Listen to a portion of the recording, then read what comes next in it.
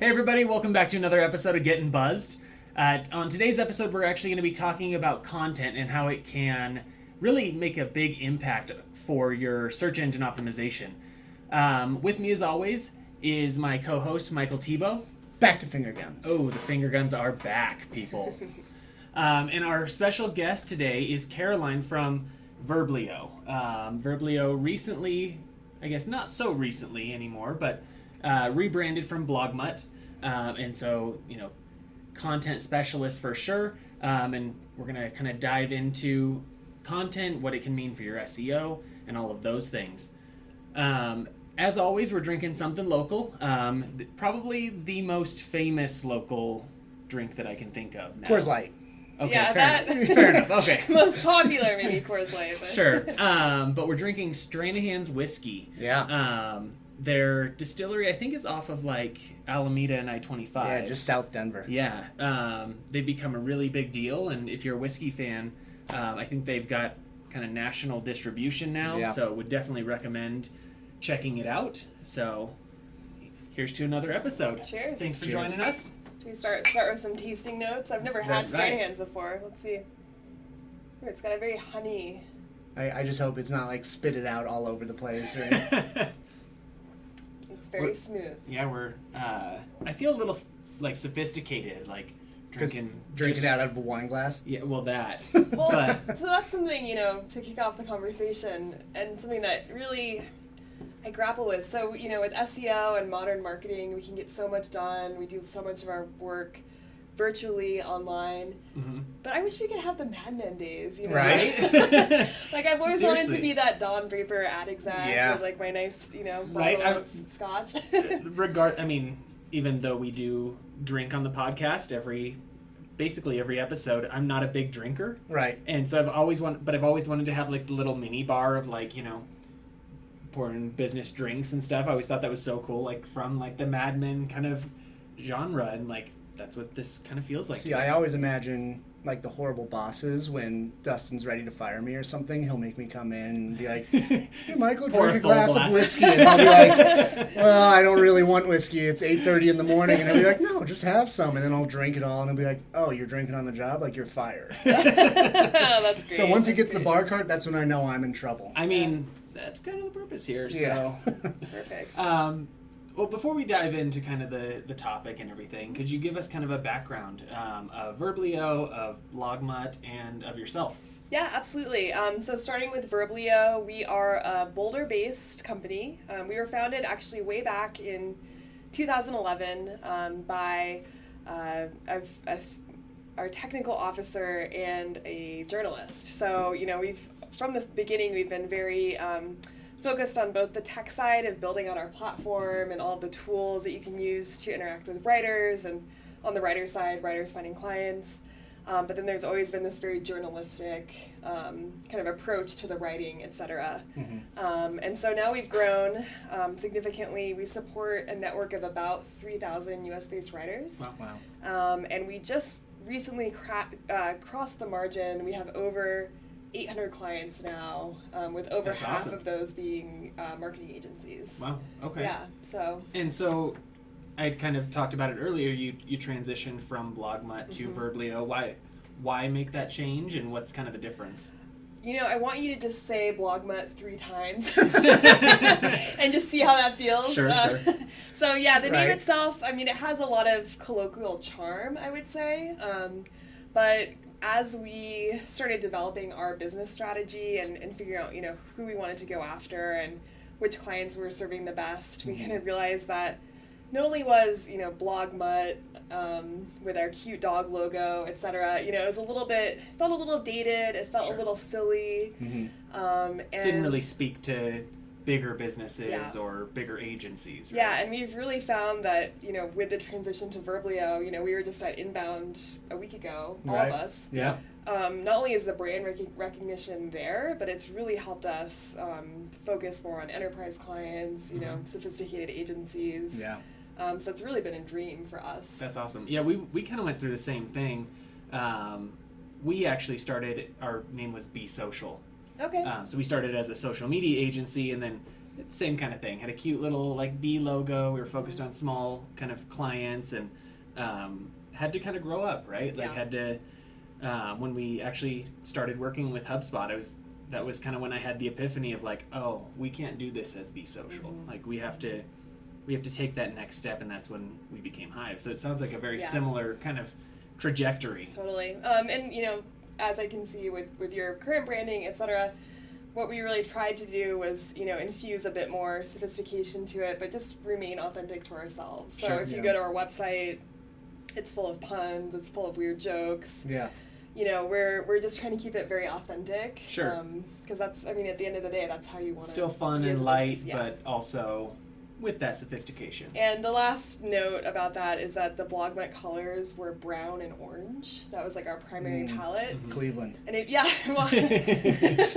that, and if you ever go to a website that's predominantly in brown and orange colors, it's just really not. Right. So we like the purpley, pinky kind of that's stuff. That's fair. So. Yeah. Awesome. And so what is kind of your background? How did you get involved with Verblio? Yeah, that's actually a really kind of interesting story. So my background is, and my way background is that I started with a bachelor's in English literature. Okay. So, for me, I was always interested in writing. And obviously, in school, it was more the academic side of writing and criticism. I majored in poetry, which was, an interesting choice.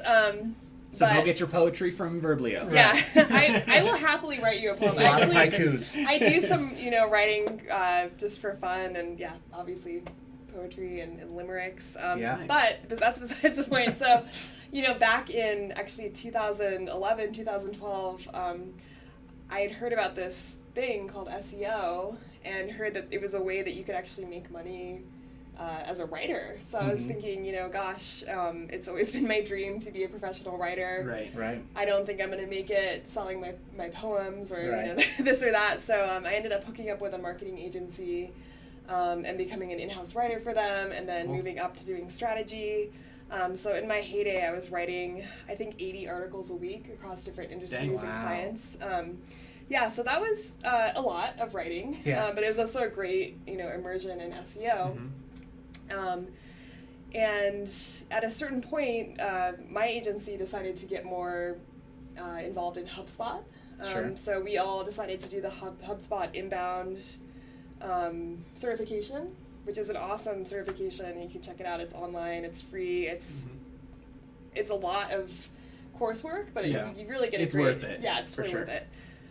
So I'm doing the inbound course, and they're talking about content marketing, and they mentioned like 3 of their top suggested content providers were, I think, Scripted, Writer Access, and then BlogMut. And I was like, oh, that dog logo is pretty cute. Like, I wonder if, there would ever be an opportunity for me there. And they sure enough, they were growing their team. And then they killed the dog.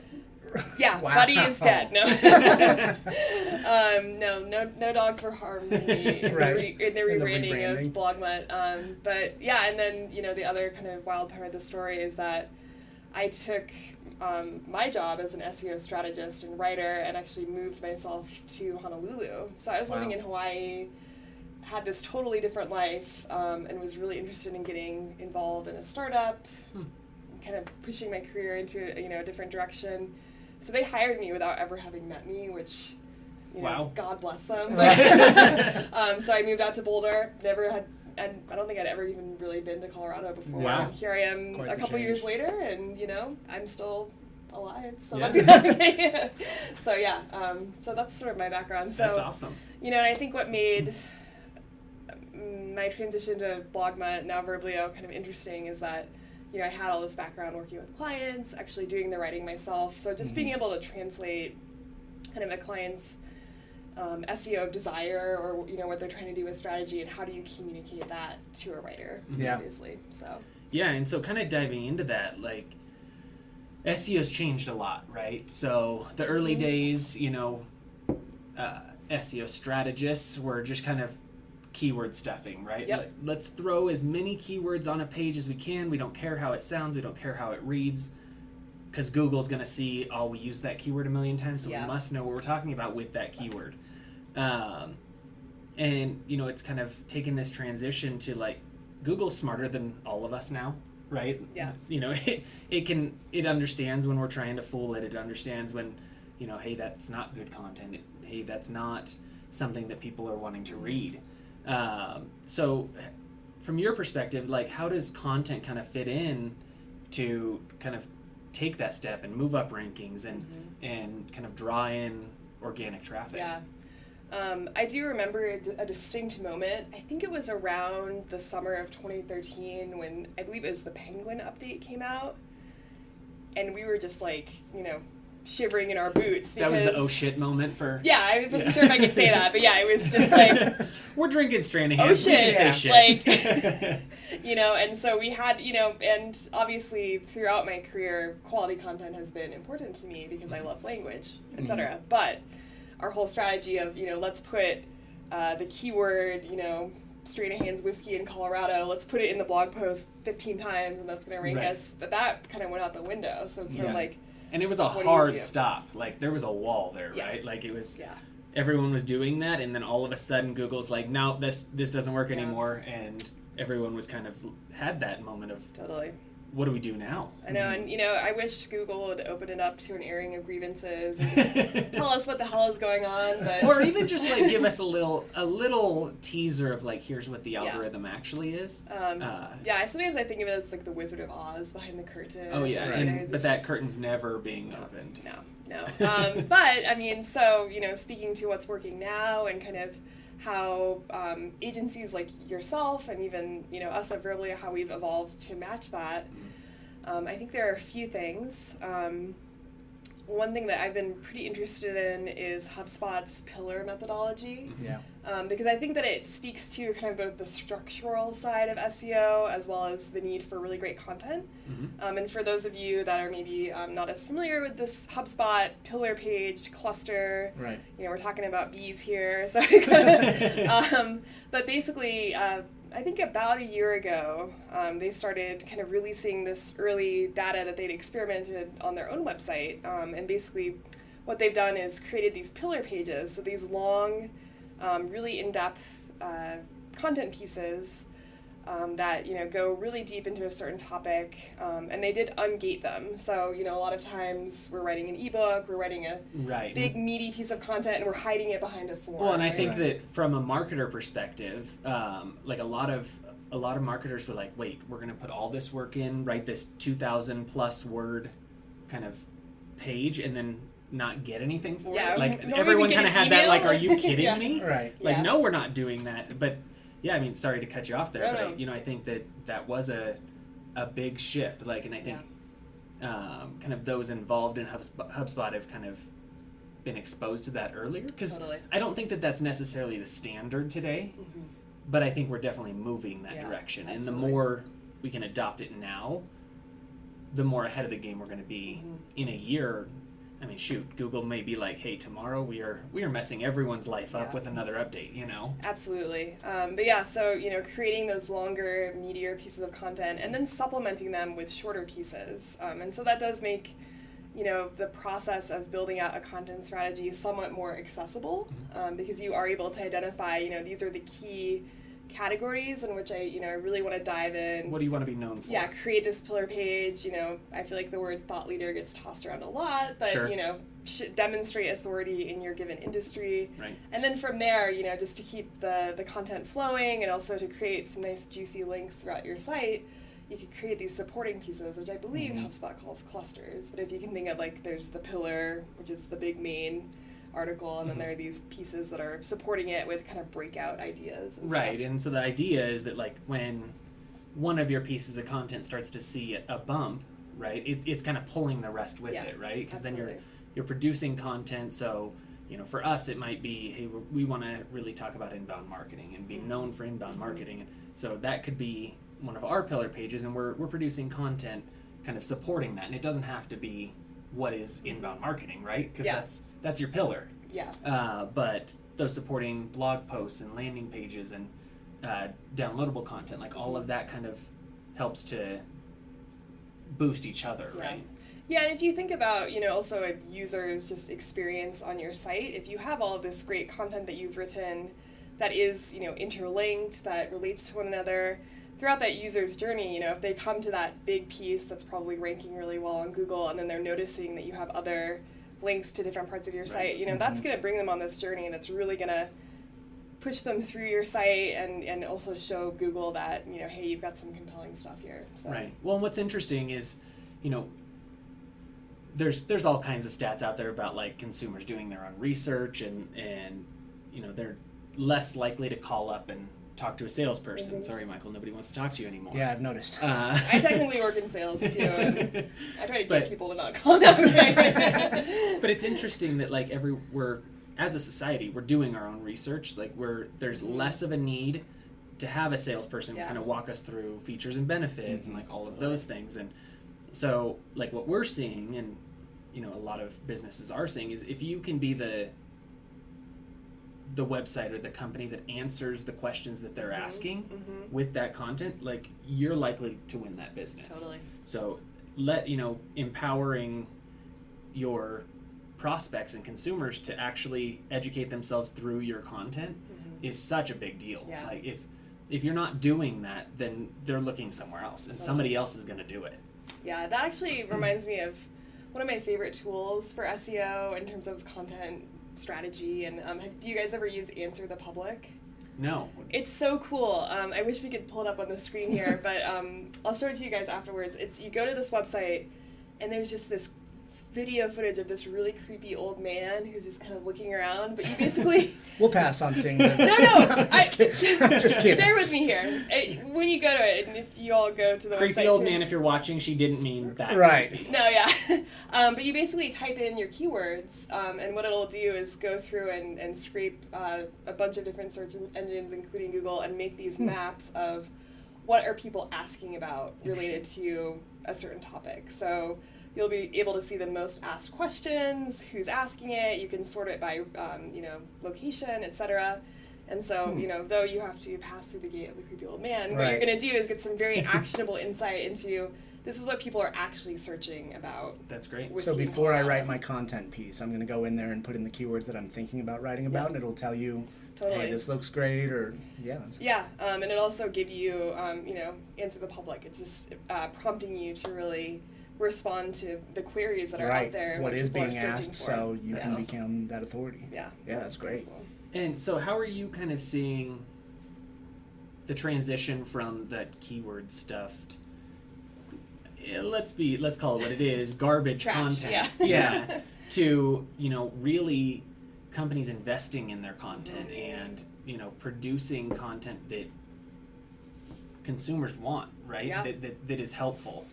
Yeah, I mean, I think that's been a huge trend for us at Verblio.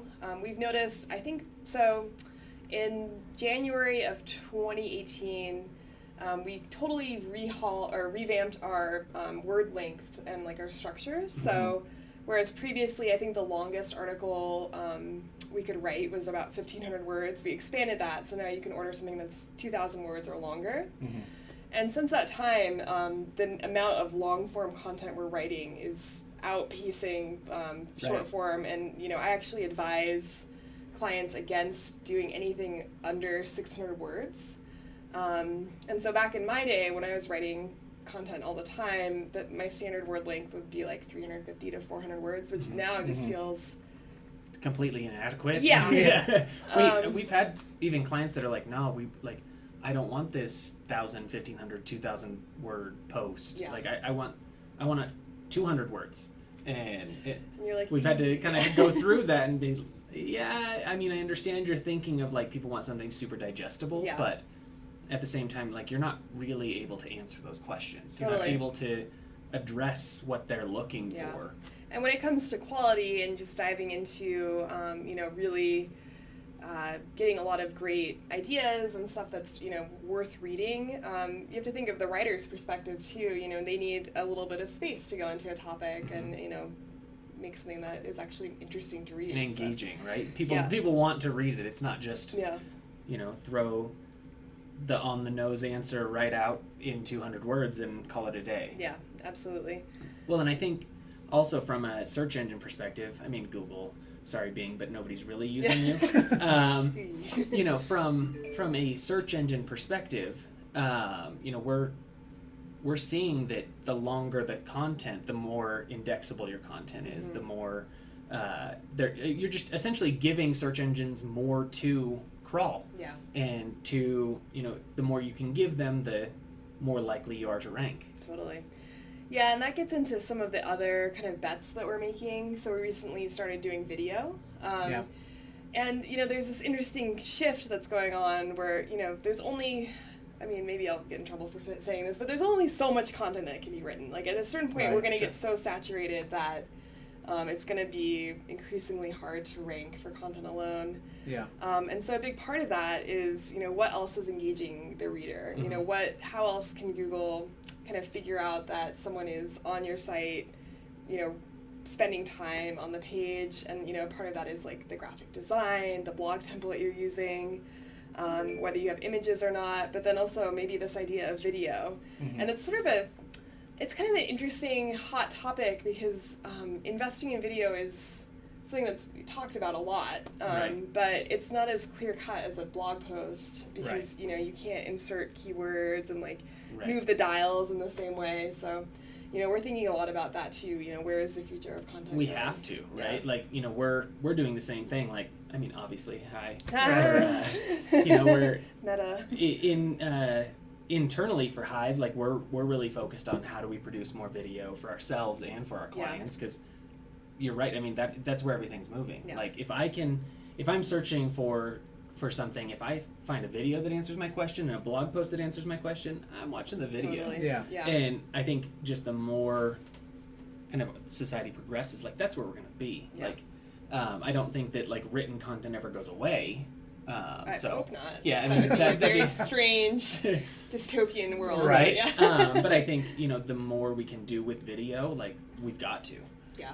And even if it is that same kind of blog content, let's turn that into a video. Yeah, that's exactly what we're doing. And, it's still in this early phase of adoption, but I think we're onto something there. I think that, again, it's just finding different ways to engage your audience and make them want to interact with your stuff. At the end of the day, you're not producing content for the sake of necessarily the content itself, but the end goal, which is not only finding buyers, but finding engaged audiences, building your presence online, and that's, it has to be a holistic journey there. Sure. Well, and in order to have a great video, you have to have a yellow wall. So that's pro tip. Rule number one.